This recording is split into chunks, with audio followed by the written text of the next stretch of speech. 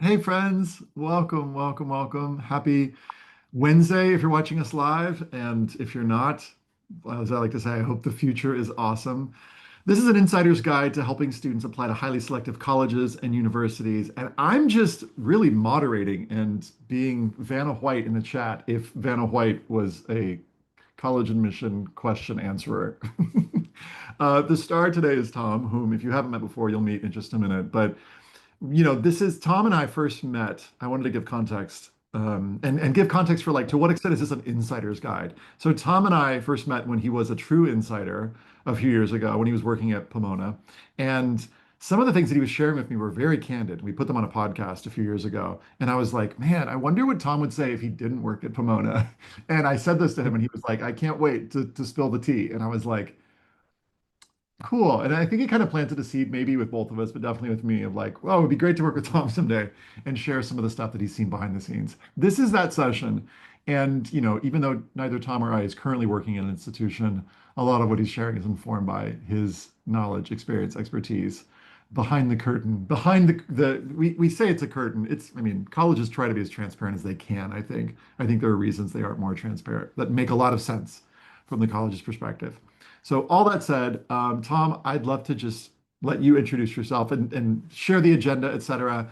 And y'all, I'm going to be hanging out in the chat, answering questions as quickly as I can. If I sense that it's a question that I would rather direct to Tom, I will. I'll probably mark it as unread, and you can do that in the Q&A. So we'll use that feature. All right, Tom, I'm kicking it over to you. Awesome. Thank you, Ethan. And hi, everyone. So happy to be here as a fake insider. I love how Ethan is like true insider from back when I was working at admissions. Not a fake insider, just maybe a little more gray. I'm not, but metaphorically so. It's gray outside. It's cloudy. I'm tuning in from sunny Los Angeles, California. But yes, my background is in highly selective college admissions. I spent a total of 6 years working in college admissions at Holy Cross, my alma mater, and Pomona College in Southern California. And both experiences really kind of allowed me to get an insider's guide into how college admissions decisions works. There were so many things that in my mind and knowledge of the landscape like mattered more than there were things that I thought mattered more than they really did. And then a lot of other things that I had no real conception of, or a much less awareness of how much they can be impactful in a student's admission process. So yeah, that's really, hi Maura, go Crusaders. I love seeing that. So really love sharing this information with people. That's kind of why I'm here at College Essay Guide, to have a platform to get this information out there, so that way it can inform students and families and counselors like yourselves to help students and families navigate this labyrinth of a landscape that we have that's feeling increasingly more labyrinth. Okay, so I'm gonna go ahead and share my screen and also share audio. That's actually not giving me an option for that, which is not great because I have some share sound. I don't know why it's not doing that. Alex, I don't know if maybe there's like a hi Alex on the there's sirens blaring. There's we're starting off strong. Alex, I'm not sure if there's an option to switch for sharing computer audio, but for some reason that's not going for me. So I just want to Yeah, that's weird. I also see that, and it's not giving me that option either. Okay. Well, we might not. There was a video I was going to play, but we might just not play that for the sake of smoothness. Cool. Okay. Just looking at the numbers so far, we've got 40% of folks signing on are school-based counselors, 37% are IECs, 2% essay coaches. We've got 12% CBO nonprofits, a couple English teachers, 6 parents, and 6 students. So, hi, welcome. We're glad you're here. Awesome. Thanks, y'all. I'm just gonna close this window because there's a lot of And by the way, traffic. we can't hear it, Tom. We totally can't hear it. I know it's more for me because Okay, I'm great. yeah, 1 second. Do it. Do it. And then for y'all's information, just this afternoon, we've got another version of this that's for students and parents in 6 hours. So more in email on that. All right, over to you. Yeah, thank you. So as Ethan mentioned, I'm going to be kind of just like plowing through content. And Ethan's going to be, if there's ever anything that I bring up that is confusing, you have more questions around, please do go and use the Q&A feature in the Zoom webinar, and Ethan will go ahead and try to get through as many as he can. And hopefully, if I'm as speedy as I want to be, we'll have a little bit more time for discussion and questions towards the end. Okay, so these are the agenda points that we're getting into. We're going to dive in just at the beginning of a little bit of kind of like a lay of the land right now. And probably for many of you who are, in this space, this may not be completely new information to you, but just kind of what are some of the new challenges that we may need to be thinking about when working with students and families on their college aspirations. I'll spend a little bit of time talking about my favorite two words, institutional priorities. If you've gone to any session with me, this is kind of one of the concepts that I think is most essential at managing expectations and communicating the reality of how colleges make admissions decisions.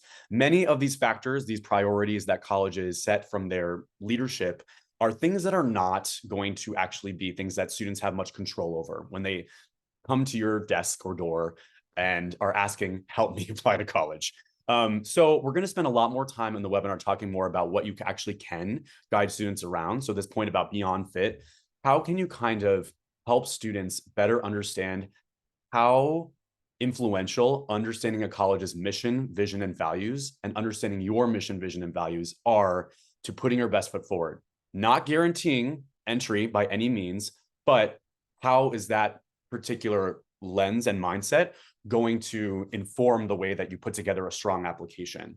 And this new concept that we've been really kind of beefing up through, as of most recently, 4 out of 5 of our admission nutrients podcasts have just been released. So if you're a College Essay Guy super fan, please go and listen to the podcast. We elaborate on a lot of qualities that colleges say that they're looking for in students that, from my own personal experience, do play more of an active role in the actual quantitative assessment rubric side of a college's process than many people actually realize.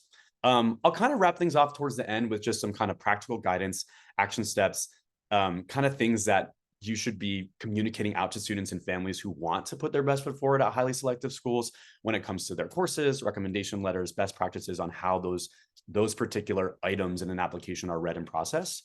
And so that's going to be kind of what we get into today. All right, so a little bit of kind of like the lay of the land and kind of things that are heightened conversation right now in the current college landscape.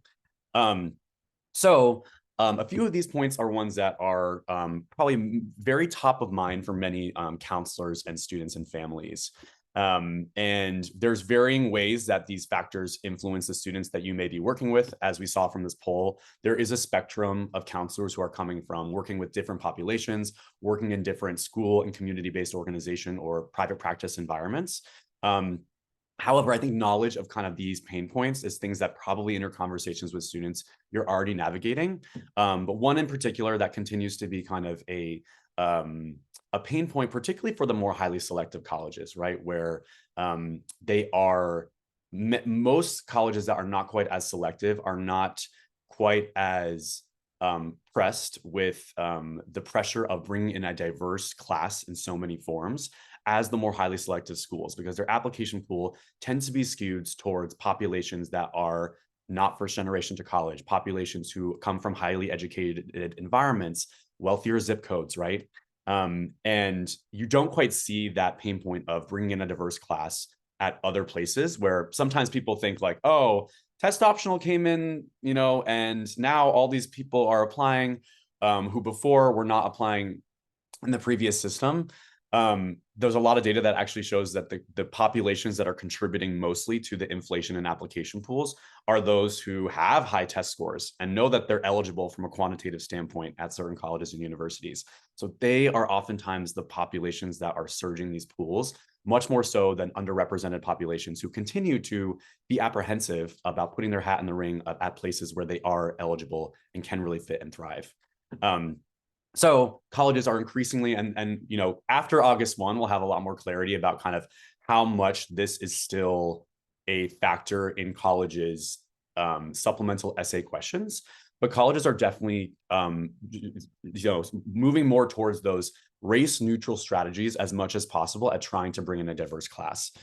But there are lots of opportunities for students to talk about how their lived experience and background has shaped who they are through essay questions. Well, time will tell how many schools and what % of change there are in the amount of schools that are asking questions explicitly around that particular facet of a student's experience, especially with this current administration and lots of concerns around possibly being in the spotlight as an institution that could get lots of media coverage and buzz.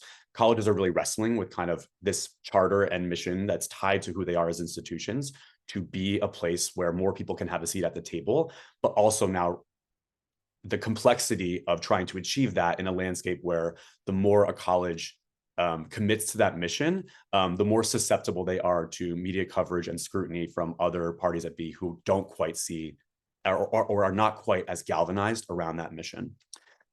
Testing kind of relates to this point, right, of colleges and universities wrestling with powers that be beyond their admissions office. That is a big theme, I think, of actually a lot of the points that you see here.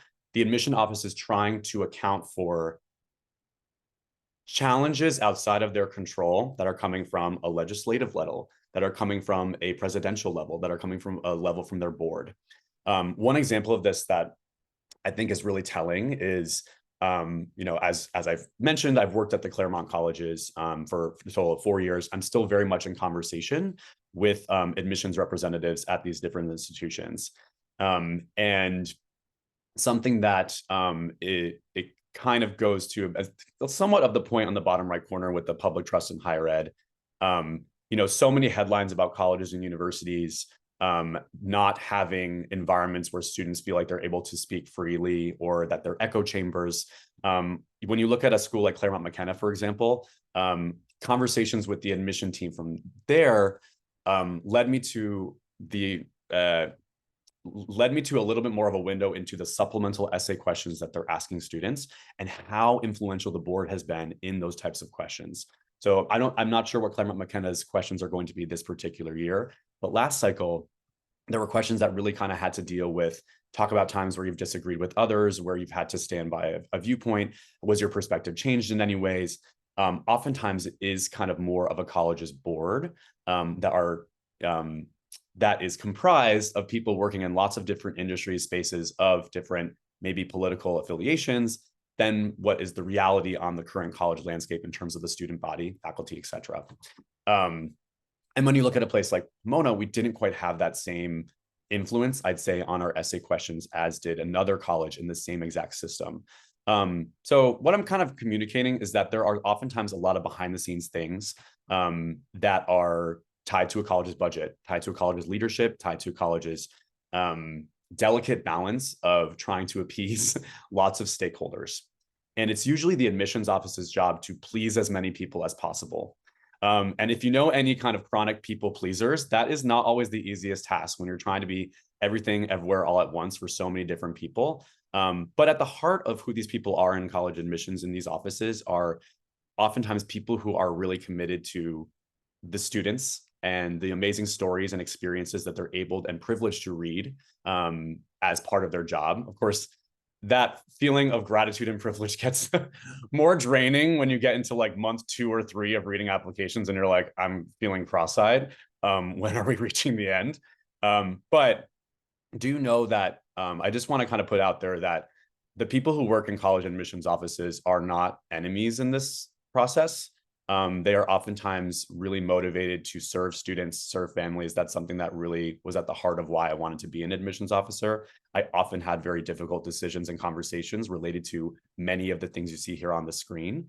But that didn't stop kind of my motivation for staying in the profession as long as I did, which was knowing that the place that I represented, the colleges that I worked for, were places that I really believe could be transformative environments for many students. I was a product of a liberal arts college myself. I was really excited to work at another institution that shared similar values and a similar ethos, like Pomona, and be able to talk about that and be able to get people excited about that particular path in their future. So I just want to put that out there because sometimes I feel like these sessions can be very much like admissions is the problem and we hate them, when it's very much a yes and. Yes, the admissions officers and offices sometimes implement policies. Like, for example, I think about the rise in so many of these like video-based, share more about yourself, which is actually relates to a point on this slide here about emerging trends. so many of these colleges are implementing, ways for students to kind of present their more authentic self and try to get more at who they are beyond particularly written components in their applications in an era where there is more of a rise in AI being a concern among students, families, counselors, and use of that in the college application process. There is a spectrum as to how colleges talk about the way that they're evaluating that.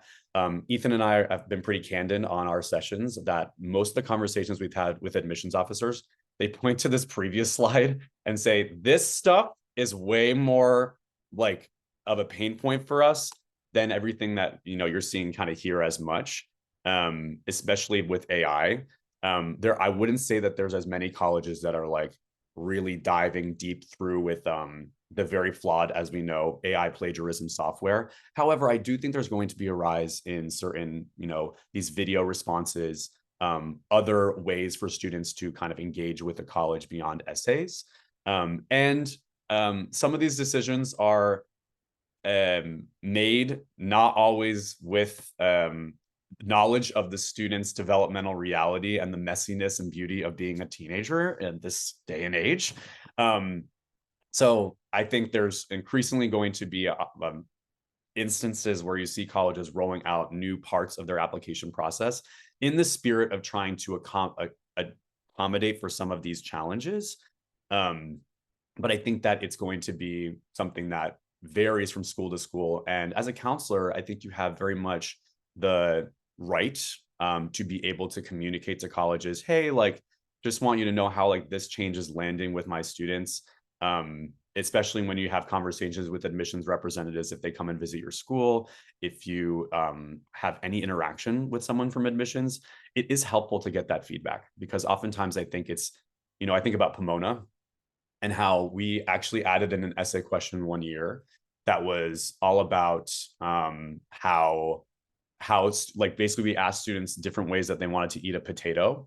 And it was just like a 1-sentence response. And the whole reason and rationale in our minds as to why we put that through was that we were reading through our other essay questions and we were like, these aren't really seeming quite as fun as we want them to be. So we wanted there to be kind of something that was more, in our eyes, lighthearted and playful. But what we didn't realize was that this was causing an exorbitant amount of stress and anxiety among students who saw kind of a question like this and maybe reacted similarly to maybe some of the students that you've worked with look at some of those University of Chicago essay prompts and are like, what are they trying to get at? There must be some secret code that they're looking for in this response. But at Pomona, at least with the potato question, it really was just meant to be a palate cleanser. And we didn't realize until we did as many webinars, we're starting to look at our email queues and inboxes and seeing the anxiety that this was causing in students, that divide. So I think that's going to be, that's not listed here as an emerging trend. That's kind of a current trend of colleges wrestling with trying to fold in parts of their process that accommodate for larger goals that the institution is telling them they need to be mindful of. But sometimes there is not as much of the feedback loop and as much conversation and bringing counselors and communities into the fold who have more of an awareness of how some of these things land with students. So I think that recognizing your voice and recognizing your place and establishing partnerships with people who work in college admissions is probably one of the best things that you can do as a counselor to advocate for your students as best as you can, and also kind of help with this divide that sometimes happens when people are trying to accommodate so many things for so many people and sometimes forget the way that certain decisions land on the main customers and clients in their pools, which are students and families. Okay, so what colleges and universities don't often share publicly about their admission process? Okay, first let's start with what they do often share publicly. Something that I'm really big on in terms of this theme of Beyond Fit, new ways to talk with students and families about colleges, is I really like giving students and families homework to look at mission statements, strategic plans, but also press releases from colleges and universities that go into how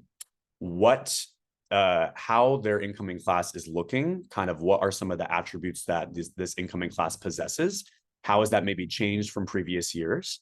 And there's a lot of tendency, especially if you're working with students and families from communities and environments that are really data oriented, to really hyperfixate on the numbers and the stats and the quantitative side of the admission process.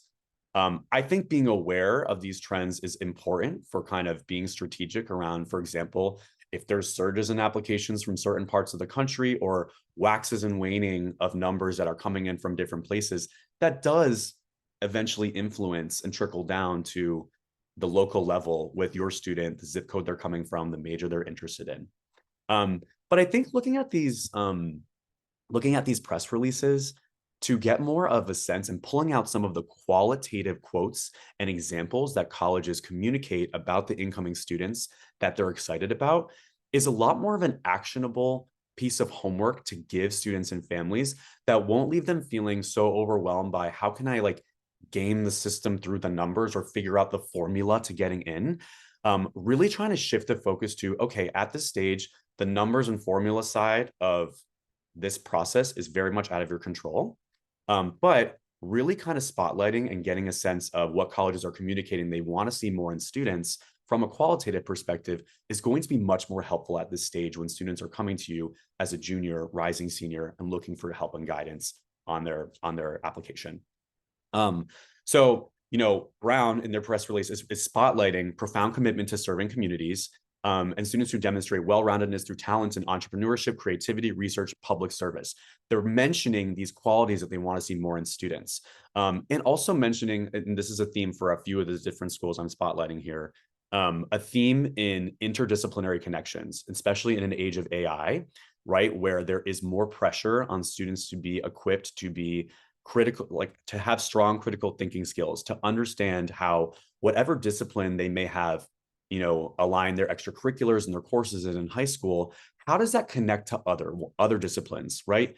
You can't just be coming in being like, I've had many conversations with students of mine, especially those who have interest in STEM, who they really kind of like are into their thing. But then they realize they're like, oh, you know, I was talking with some of my research mentors who were advocating for a new piece of technology that they've been developing, but we couldn't get the funding because of XYZ reason. Or we're trying to develop this thing that relies on nuclear power, but obviously there is sociopolitical, historical reasons as to why many places will not invest from a financial perspective in nuclear power, right? So knowledge and awareness of kind of how all of the pieces of the puzzle that run our society intersect is something that is increasingly going to be a distinguishing factor among students, regardless of what academic path that they are mentioning a pursuit in. But I would say, especially for students who are pursuing those STEM fields, which are increasingly going to be the ones that are the most popular, the ones that have the highest surges in applications and the highest competition among not just even the highly selective schools, but also just schools in general. You see a similar theme when you kind of unpack the press release for the Johns Hopkins University class of 2029, you know, really kind of emphasizing these qualitative mission-driven values that Johns Hopkins is attached to of asking big questions, driving real-world impact, and inventing and coming forward in their applications with inventive approaches to bridge engineering and social need. So continuously, you're seeing kind of more and more of this students who have a thing that they're working towards and have evidence of that, but an awareness of how that interplays with these other areas. And the more a student can communicate that, the more I think they're showing that their intellectual curiosity is at a level that is increasingly harder to see in an era when a lot of kind of answers are not as quite as nuanced. It's a lot of yes and no. We see this on social media with extremism. Students who are kind of are communicating and understanding nuance are going to typically have a more successful process than those who are coming in with just one track horse blinder mentality. This is the last one I'll kind of mention when it comes to the press release side of things, but MIT, you know, kind of mentioning, of course, their numbers and their increases in numbers and, you know, how many more diverse schools that they have been recruiting in, and that's all well and good. Looking at kind of some of the qualitative things that they're spotlighting really do reinforce this point as well, more and more so. And also there was a Q&A that I kind of, in my little research, found a Q&A with the Dean of Admission at MIT, Stu Schmiel.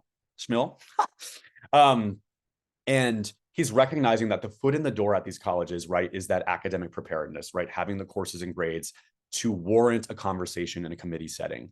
But that once students get past that phase, the admissions team is going to be more energized and galvanized to admit students who are energized by diversity, cross-disciplinary collaboration, and real-world problem solving, which really ties into these admission nutrients that I'm about to spotlight in a second. This chart, very familiar to probably anyone who's tuned into any college essay guy webinar in the past like 5 years. But it really does underscore kind of how on paper, when colleges and universities talk about in our process, when you look at the application components that a student is centering their process on, these are going to be the things in order of kind of importance in our process for the vast majority of colleges and universities. As a counselor, of course, it's great to instruct students to know the importance of things like the common data set and to be able to go and spotlight for the individual schools on their list. Each school has that section C7 on the common data set where you can go and see how they have ranked these different components of the college application in terms of importance in their process. You know, you look at something like students' interest in attending. It's surprisingly high across this sample of 185 different colleges and universities that have been polled by NACAC, National Association for College Admission Counseling, who collects this data on a semi-annual basis. And you see that at some schools, you know, across the board, it's actually quite a considerable important part of a college's admission process. So mathematically, it's probably worth students' time more so to engage in things like meaningful, documented touch points of demonstrated interest with a college or university. But when you spotlight individual, especially more highly selective or highly rejective colleges and universities, you don't quite see that particular line item. That's when we're going to see a lot more variability. Same thing with test scores, especially increasingly as more and more schools are announcing returns to testing as part of their process or test flexible policies. But this does give you that kind of public, this is what we're telling people is the most influential part of our admission process. And in the spirit of this webinar, what colleges don't publicly always tell students and families about their process, this is the yes. And there are many things behind the scenes that are related to a college's institutional priorities, which I've kind of elaborated and shed light on, that speak to this point here. I think about when I was back in college admissions at Holy Cross, there are sometimes what I like to call like arbitrary or very circumstantial preferences or reasons why a school will prioritize certain populations over others. When I was at Holy Cross, my first year or two was with a different president, my first year was with a different president. The second year, a new president came in, Father Burrows, and he was from the Pacific Northwest, where we didn't really have as much of a large application pool in Holy Cross's overall pool. But because he had personal, sentimental connections to this region, he actually wanted us as an institution to try and gain and bring in more students from the Pacific Northwest. You're going to find those types of circumstantial pieces at each colleges and universities process. And these are things that are not worth your time and energy in trying to Nancy Drew investigate detective reporting, because they're just going to leave you feeling frustrated, disillusioned, and not going to give actual actionable advice to students who need help putting together applications to put their best foot forward, regardless of these arbitrary things that are happening. I think awareness that they are there helps kind of, especially communicating that is going to help students. And of course, if you do know about some of these things, that's great. It can help inform the way you guide students and put together maybe lists. But it's not going to be something that is going to be a strong use of their time, your time or theirs. So kind of just wanted to spotlight a little bit of the difference, I'd say, between the more selective colleges, which, kind of generally, this is a rough estimate, represent that like 25 to 50% admit rate overall. Colleges are generally looking for students who kind of put together strong effort across the board.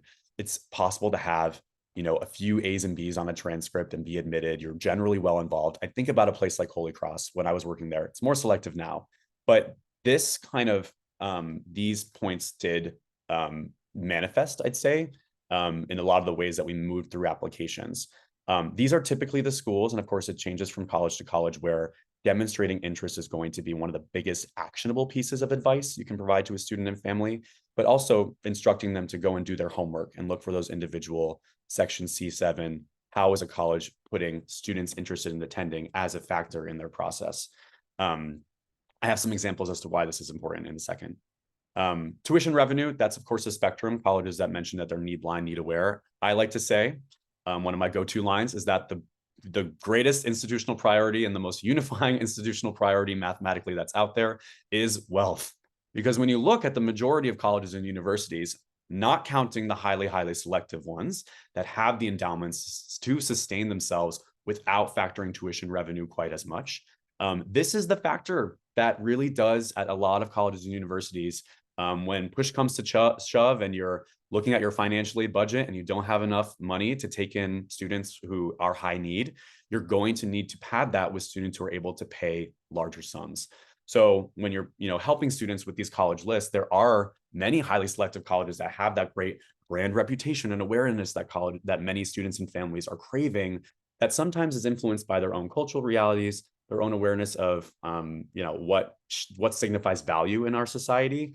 I personally am not someone who is big on scaling students away from, or like shaming students around using rankings and kind of these tools that have been built into the way that we function as humans for pretty much everything.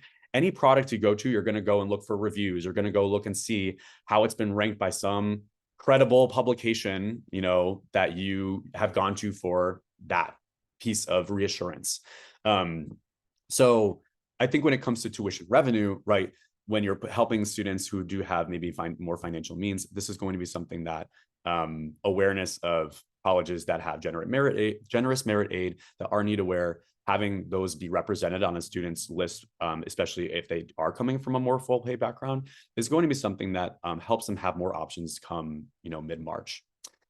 But when we zoom in on these highly rejective colleges, that is going to be less, that and demonstrated interest are going to be two components that matter much less. So this is where kind of a key strategy in trying to make yourself more competitive is thinking about some of these institutional priorities like,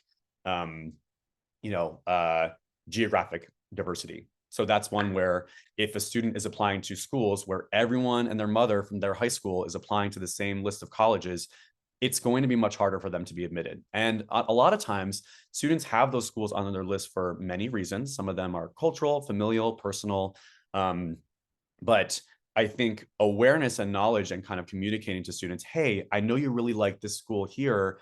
I know you really like, maybe an urban school where you can have lots of range of, or near urban school like the Claremont Colleges in California, where you can have a wide range of, classes that are available to you. What about a place like McAllister, where for your, where you're coming in, your zip code, not quite as represented in the Minnesota Midwest heavy regional admission pool that McAllister has, but in terms of all the attributes that you're saying are important to you, urban proximity, flexibility of majors, that's going to be a school that is going to, you are going to have more of a leg up purely because of where you come from geographically than if you're just sticking to the familiar list that every other student has from our school or from the region that you're coming from. So again, these institutional priorities, here is just a list of what many of them are. Many of these, I imagine for you counselors, are not something that's super new, but they're going to be the things that oftentimes do vary in degree of importance from college or university to another. One thing that I just like to put here on this slide too, that a lot of these things are outside of students' control. You don't always know what they are. They change and wax and wane depending on legislation, who's on the board that year, etc., who's the new president. So they can't define your approach as a counselor. They can't define students and families' processes, but they are happening in the background and influencing this level of selectivity that you're seeing and the surges there. This is probably one of the areas that I'd say counselors and students and families have a little bit more autonomy over, as I kind of hopefully share with those press releases. Students who are especially navigating and moving more towards those competitive STEM fields, computer science, engineering, etc., are going to be continuing to experiencing more of that heightened, if even fields like, business at many schools, right, that have those competitive undergraduate business programs. One question that I think in terms of the Beyond Fit ethos of this webinar to really put out there that I've used with students and families a lot is, what is more important to you if you were to boil it down to this one question at the bottom. Am I more motivated by program or place? Because that's really going to influence the colleges and universities that are on a student's list. And if you notice that they're really dead set on you, like I know I want to be in this field. I know I want to be, studying computer science. I've done all these things related to it. It's where I want to be. It's what I want to be doing. Then having that list that kind of has a broader range of CS programs at schools that are on paper less selective, but their admission process for that program is much more so, is going to be a great counseling approach and question, just to ask the families who are kind of wrestling with this double whammy of zeroing in on the most highly rejected schools, but also oftentimes the most highly rejected programs among them. And this is just to underscore, kind of the importance of kind of opening up the conversation with students and families around alternate majors, alternate pathways to the goals that they're communicating to you that they are looking for. Colleges are also really looking at academic alignment as well, right? So if you have a student who has certain courses and grades, academic experiences outside the classroom related to what they want to pursue, it's great to make sure that those are really highlighted in an application. But it's also great to open up the conversation around, hey, given that this kind of the low-hanging fruit choice that you are gravitating to, oftentimes because of a lack of awareness of the different majors and programs that are out there, is going to really influence, I'd say, how much you can educate students around alternate pathways when they come in with this mentality, right? They're telling you that this is what they want to pursue, trying to showcase the range of majors. Sometimes for example, the computer science plus X program at University of Illinois Urbana-Champaign has much higher acceptance rates, the ones that combines computer science with other academic disciplines. It's consistent with the messaging that you're seeing across the board from different colleges and universities on wanting this more holistic, open-minded, curious about how their interest relates to the others mentality that so many colleges and universities want to increasingly see in students. Another kind of strategy around this too is thinking about where is the money going?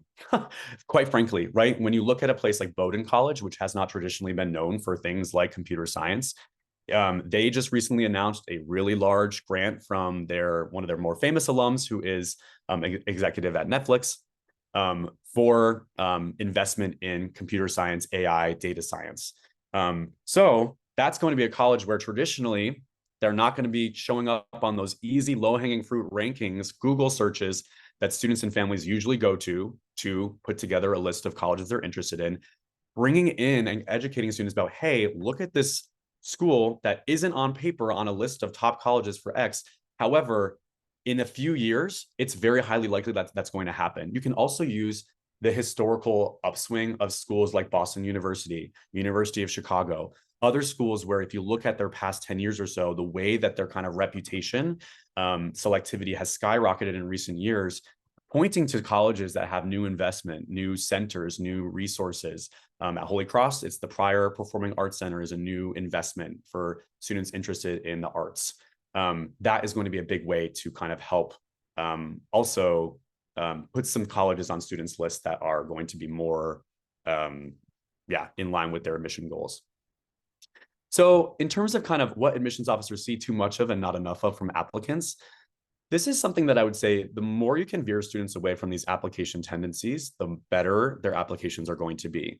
So it's this kind of and I'm actually, Ethan and I, we're working with a student right now who kind of, this is a particular pain point, and understandably so. The student is incredibly accomplished. The resume is out of control. However, they are at the mercy of physical spaces and word counts in an application that is being read very quickly to communicate all of the amazingness that they've done. And there is an understandable tendency to want to give themselves a pat on the back and credit for all of these achievements. And this is also the feedback loop that they've been used to their entire lives. So to remind students that the applicant pools themselves are coming in very achievement heavy with these courses and grades locked and loaded, trying to just outsmart people in the pool or kind of out accolade people in the pool is not a strategy that is really worth pursuing, because you don't know who's in there. And oftentimes they have a lot of, there's arguably going to have some people in there that have more, if you were to just list out achievements purely, mathematically, there's probably going to be a lot more people who have that than the student themselves. So it's just not a strategy that usually works in a student's favor. This is going to be a lot more of on the qualitative end where students can kind of really build that connection and sense of trust and enthusiasm and excitement for an admission officer who is surrounded by perfection or near perfection day in and day out for multiple months of their lives. Though getting at the why behind why they do certain things, that's a big piece of this here as well. Strategic use of additional information section and or challenges and circumstances, the new Common App one that's out there now. And compelling instances of demonstrated interest, even at the highly rejected schools. At Pomona, we didn't measure demonstrated interest. It didn't give students a leg up in the process. However, conversations, interactions, specific moments that students mentioned of, I had this amazing conversation with a tour guide. They opened my eyes to how my interest in neuroscience can connect to my other interest in theater through this thesis that they're working on. That was a real student tour guide of mine who would frequently talk about this. And I remember reading about it in the student's application once and being like, that is so amazing that they've gone the extra mile at an age where people are trying to do things the quickest, fastest way with AI. The students who are distinguishing themselves from doing their homework, doing their research, connecting with people on a qualitative basis, having conversations, gaining insights from actual human beings that they interact with, admissions officers, tour guides, student representatives, alums from their school who now attend that college or university, are going to have a much more successful process. This is just a list quickly of some, thinking about also communicating to students some expected and unexpected values that are a part of their application is a great kind of, I think, another guiding question in terms of counseling students. It's like, all right, it's easy, especially at College Essay Guide. We're all about values. We're all about communicating those in your application, but some are going to be more expected as an incoming college student at a highly selective college. Highly selective colleges expect students to be committed to personal development and helping others and responsible and curious. You should have evidence of those things too, but where are there moments where you can maybe highlight some of these unexpected values in your application to help bring in that distinguishing quality that makes you among the students who are ideally united and have evidence of these things that are more expected on the left side of the screen. But the expected still does have value in communicating to students, because sometimes what colleges think is expected, or kind of you might think is expected in terms of what they're bringing in, is not always as obvious to students who are applying and going through this process. And that's really where at College Essay Guide, we came up with these admission nutrients to really help students and families understand how to put their best foot forward with admissions. This list of these 5 qualities that you see here on the screen was done by a joint research project by myself, Ethan, our colleague Andy helped out with this as well. We wanted to try to identify qualities that are frequently being cited in things like those press releases I showed you, things like mission statements, strategic plans, that we can provide to students, families, and particularly counselors to help give a framework to students of, okay, you have so many experiences to talk about in your application. You have this stacked resume, right? How do you choose certain experiences to highlight qualities that can maybe bring in some of those unexpected things that colleges won't know as much about you that make you, but also show that evidence that the way that you live out your life are consistent with the values and the qualities that they want to see more in students. So the things you see here on this screen here: intellectual curiosity, service to others / community impact, collaboration, leadership and initiative, and consistent engagement are all qualities that colleges and universities really want to see in students. And in terms of a proof point of this, I'm not going to actually play this video for the sake of time. But this is a video that I've been showing more and more frequently. And I've been doing this actually at at College Essay Guide. Many of you may be coming from schools and environments that have maybe hosted a College Essay Guide workshop. I've been using actual YouTube videos and clips from students, because I've found, as many of you probably have, that students tend to be more galvanized to listen to other students in this process.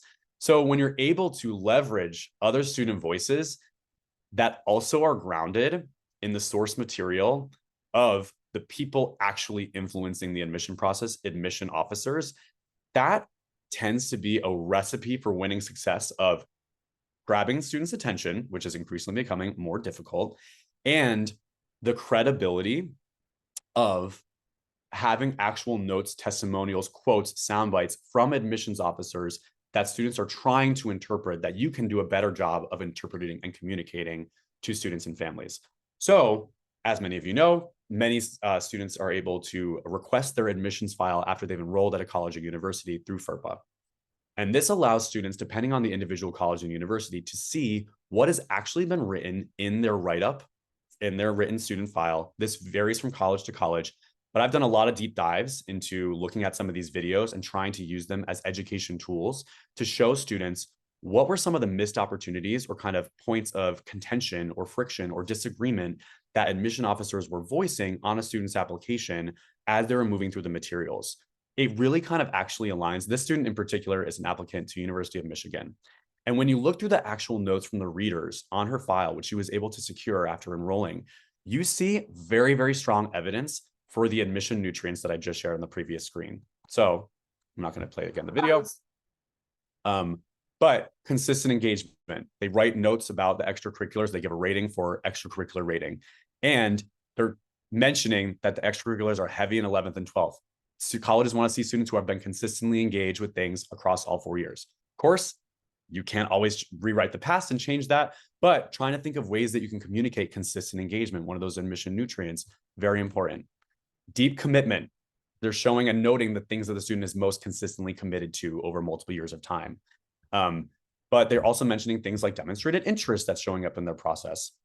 They're mentioning fit to major academic alignment, and not having as much evidence of that from the resume alone that a student has put together. This one, they have an essay at Michigan about community contribution. In the spirit of the admission nutrient of collaboration, you know, how are you working with students across differences in group settings? How are you contributing? How are you contributing to your community, service to others? They're noting not as much evidence from what the student has chosen to write about of that. I think she ended up writing about soccer, her soccer team. Same thing here, really kind of noting variance in an agreement between different readers of that particular quality coming forward. This last one here is a write-up, you know, in terms of like a summary of what the admission officer said, that really does, if you can kind of pull out and show to a student, hey, they're pointing out that some of these qualities that they were actively looking for in student leadership and initiative, telling but not showing, you know, doesn't give examples of working with others. There's not as much evidence of that collaborative spirit. The more you can kind of guide students on strategically thinking about where to include these components in their applications, the better off they'll be. All right, so as we're closing towards the end of the webinar, I wanted to kind of cover some of these more, I guess, baseline points of guidance for students and families. So when it comes to courses, this is probably not anything that's super, super new to you, but colleges really like seeing all 5 academic solid courses, all 4 years of high school, or some kind of equivalent of that. If this is not a part of your student's process, or if there are some gaps, using that additional information section, using a recommendation letter to elaborate on that context or that rationale as to why they don't have that. The college is going to be asking themselves, what was available to the student based on their school profile, and what did the student leave on the table and not take advantage of based on the school offerings. They're not going to ding the student for not taking what they didn't have access to. But if it is there on the profile, if it is there as an option, if there wasn't an AP or IB or whatever advanced course limit, opting them out of the course, they want to see it. And they'll also want to see some kind of rationale and argument as for why the student opted out of that. Sometimes students have very convincing and compelling reasons. Maybe there was a really cool, neat, immersive class that on paper, to an admission officer moving through a file very quickly, doesn't look as advanced. Using the supplemental components in their application to bolster, I think about, I was asked to be part of like a admissions like advisory group at Andover High School in Massachusetts when they were building out this curriculum that was very much like project-based learning in partnership with local businesses. And it was seen in their eyes as rigorous as these more typically on paper advanced courses that admission officers are used to seeing. But I remember one of the admissions officers raised her hand and was like, hey, if you don't beef this up in your school profile, point attention to it in your rec letters, or really let us know with that this is something that you see as rigorous, we're not going to be factoring that into our evaluation when you have a school profile full of advanced placement courses that are available to a student. So we want to know how you're guiding students. We want to know what these opportunities are able to help them explore when it comes to their interests. So the more you can guide students and kind of around articulating their academic path, if the courses are not shaking up this way that you see on the screen, the better. This is just a chart kind of showing how many colleges and universities on the more highly rejected end are saying that they want all 4 years of these courses. And interestingly enough, language is one that you see more frequently colleges here on the screen citing they want 4 years of. 63% of the colleges listed here, these are the most highly selective schools out there, say they want more languages, even more so than social studies. So that's just, I think, just an interesting point to be aware of when it comes to eligibility and foot in the door with academic background. When it comes to essays, you know, really thinking about kind of the showing all these kind of 4 points here in terms of guiding students on essays. This is a part of our Great College essay test, which Ethan or, you know, Alex can share after the fact in the chat as a resource. Great way to kind of guide students and give them more of that rubric of what are the qualities that are going to grade for a great personal essay. And then zooming out, thinking about these supplemental essay opportunities that a lot of these more highly selective colleges have. That's where these admission nutrients and kind of being strategic about, okay, I'm highlighting a few nutrients, maybe 1 or 2 in my personal essay, but how can I kind of make sure that they're holistically included in my application as a whole? We have guidance and a link about the admission nutrients and how to kind of merge that in all these writing spaces and make it strategic. General advice about recommendation letters.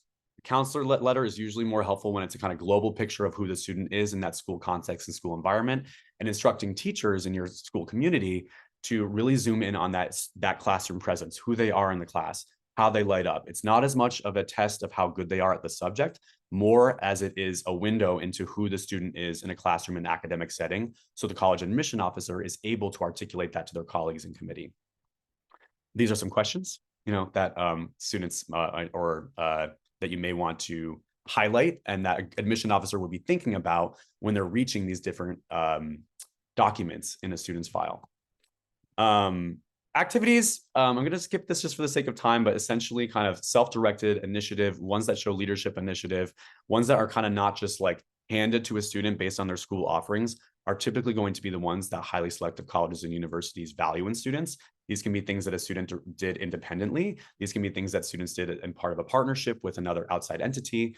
I will note that a lot of these things that you see here on the screen these are examples from actual student files that I've read from my time in admissions, and half of these are actually from students who identify as low income. So in terms of kind of showcasing initiative and leadership, colleges know that the internet is out there for students to kind of engage and dive into something deeper than that doesn't cost a lot of money. They don't need to do an expensive program to showcase that level of leadership and initiative, curiosity, service to others, community impact. There are lots of different ways to go about doing that and brainstorming thoughtfully with students about, all right, what are some options that you can take to showcase these qualities, to dive into your interests beyond just checking the box, being a member of a club. It's going to really help them out. We're running short on time. So the section of kind of how colleges read admission files, this is maybe a little teaser for the course, which I'll be leading in a few weeks on highly selective college admissions. I dive a lot more deeply into kind of this, how admission files and admission rubrics are read to help you as counselors be able to guide students a little more strategically on, okay, knowing that this is the lens that someone who is opening your file is reading it through. This is the sequence. This is maybe the order that they're going to read through the documents that you have submitted. How can we be thoughtful about what to place what where and what to highlight across the board with these different spaces available to you? This is an actual real life screenshot of Slate, the admission reading platform that many colleges use.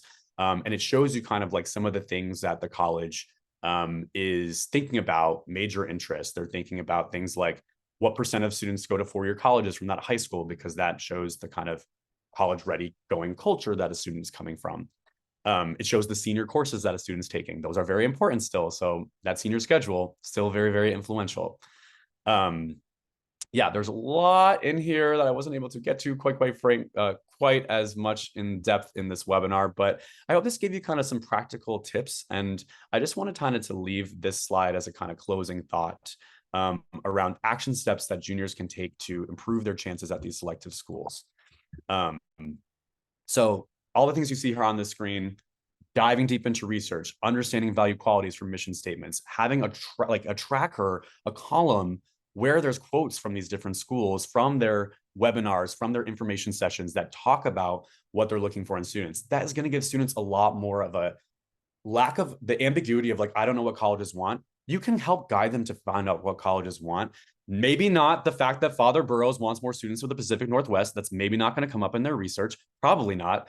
But the actual qualities that they can fold in is going to give themselves that best chance. On your end as a counselor, you're coming from lots of different environments. There's independent counselors here. There are counselors coming from CBOs, coming from school environments.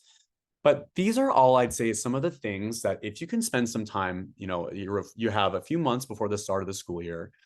If these are things that are in your orbit and control and your job description, really kind of helping students with their list on where they may have more of an edge from a institutional priority standpoint. The more you can collect on your own students' previous files in your SCORE, Naviance, Maya Learning, especially around things like major interest or early decision proactivity. We found, at Lakeside, for example, that we looked at our data. That's a high school that I used to work at before working at College Essay Guy. We found that students at Cornell, we were finding that women in STEM students, female students who had that stacked resume related to these more competitive STEM programs, were having a more successful process than equivalently, like colleges of an equivalent level of selectivity, the other Ivies, other kind of schools that were on students' lists very frequently. So keeping track of our own data really helped inform us be able to put together lists for students who had these goals in mind, and do it in a way that was grounded in our school-specific data rather than relying purely on, niche.com, all these kind of third-party sources that are out there, ChanceMe, Reddit, all those things that students gravitate towards very readily, trying to zoom them away from that and really reminding them that the admission officer cares way more about the school-based context is going to be a really actionable piece of advice to help rein students back from this rabbit hole and whirlpool of trying to chance themselves from other students in a competitive pool. Yeah, we'll share these slides out that are kind of a preview of the course and just the summary of the guidance, since I know I ran through this very quickly, but there's these slides that are two at the end, I think are really great kind of takeaways for you from this webinar that are a summary of a lot of some of the pieces of advice that I've shared in the session. But I really do want to encourage you to think about, and Ethan and Alex can maybe share in the chat links to the registration page for the Helping Students Apply to Highly Selective course. If you've taken this course before in the past, I hope you enjoyed it. I am trying to fold in some new information based on this new concept of the admission nutrients into the way that the course is designed. This will now be my fourth year maybe teaching the course. I'm losing track. And each year I try to iterate on it a little bit more based on a feedback from attendees. A lot of people really appreciate the third session in particular, where we actually look at mock student files as if we were an admissions committee, taking the knowledge and lessons from the first two sessions, which are more about why the landscape is what it is, how admission officers actually move through files. We put that into practice by evaluating 3 different equally objectively qualified candidates that we only have space to admit one. I also do a lot of, I'm going to fold in a few more of those kind of dives into some of these students who have recorded their reaction to admission officer notes and context on their files. I'm going to do a little bit more of that kind of like, let's unpack some of these notes from actual admission offices to see how these align with those admission nutrients, how these kind of provide lessons in terms of do's and don'ts on, you have many experiences to highlight in your application, which ones are going to do the most for you, which ones are going to communicate the most for you, that marry these unexpected qualities that you may be not spotlighting as much in your application that are distinctive in these achievement culture-driven application pools that these colleges are swimming in, with the other side of the coin of how can we also provide evidence for these admission nutrients that are often tied to these colleges' mission and value statements, and make those a really symbiotic, synthesized narrative of, you have to admit me because I'm freaking amazing. So that's the goal. That's what I hope you kind of leave the course with. And there also is I believe some discount codes for those of you who have attended this webinar. There are some codes that I want to, oh, Ethan already did it. Great. So anything that I should touch on, Ethan, in terms of the special offer for the attendees? No, I'll just, just let folks know a little bit about when it's happening and stuff. I'll just share my screen for a second. And then we'll spend a few extra minutes here during Q&A. But it's coming up in August. It's a 3-week course, and it's led at this time, 10, 11:30 Pacific. And there's just a ton in there. As you can see, Tom delivers and even over delivers in all these sessions. One of the things I love about what you do, Tom, is you bring the numbers with data. It's always beautifully easy to understand based on things. I really appreciate the case studies element where you sort of go through the specific examples where folks can kind of be behind the scenes and look at actual, you know, examples of students. And another thing, this is we've talked about this before a little bit, but some of the questions that you get into are some of the biggest myths of highly selective admissions, how much the hooks matter, and to what extent essays matter in the application process and for Yeah. whom.